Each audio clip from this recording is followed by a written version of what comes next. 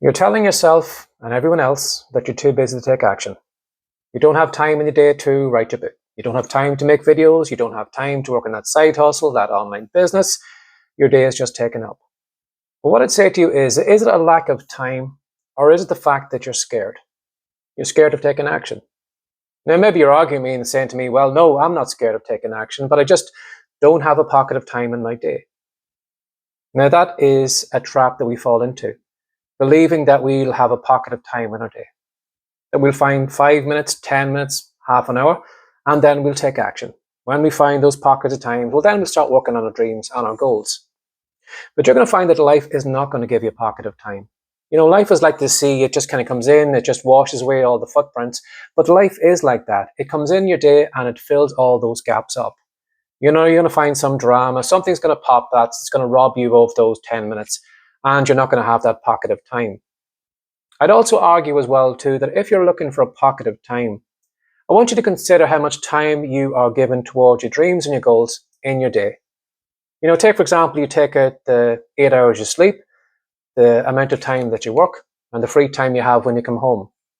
And what you're saying to yourself is that my dreams and my goals only deserve 1% or 2% of my day.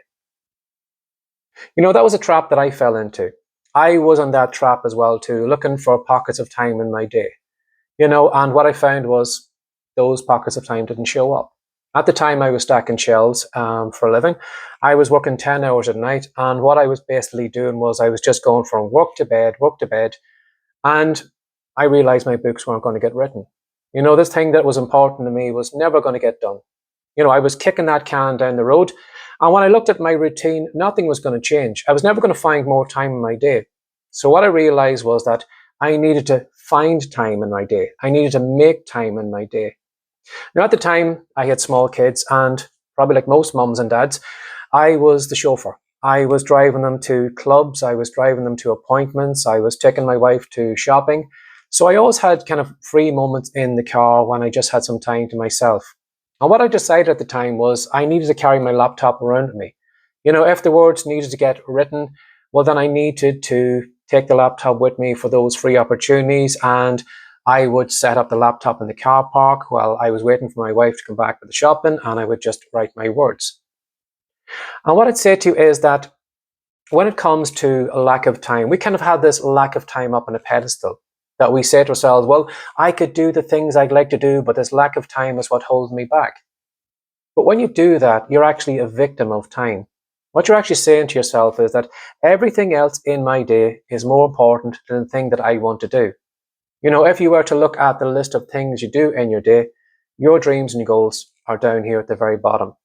And when they're down here at the very bottom, they're very easy to get knocked off the list. But when you do become a victor of your time, what you do is you start moving your dreams and your goals up to a priority in your day.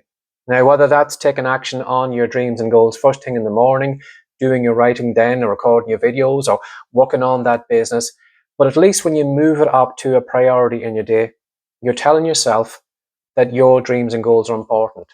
That your dreams and goals are more important than Netflix. They're more important to Mark Zuckerberg and Facebook and social media, that if it's going to get done, you're going to make sure it gets done every day. So what I'd say to you is I'd maybe just dissect that excuse you're using right now of that you don't have enough time. Is it the fact that you don't have enough time? Or is it the fact that you're scared of taking action? You're saying to yourself, well, my dreams and goals, even though I want to do them, I'm scared of doing them. And I'd rather keep them down here as a low priority. I'd rather use this kind of lack of time as an excuse for me not taking action on them. So if your dreams are important to you, move it up the list. It should be more important than Facebook. It should be more important than YouTube or whatever time-consuming thing you're doing right now. And the more you move it up there, the more you'll realize you can become a victor of your time and the work will get done. So I hope you enjoyed this episode. If you would like to follow along with me, hit subscribe below the video, and I'll see you in the next video. Have a lovely day. Take care. Bye-bye.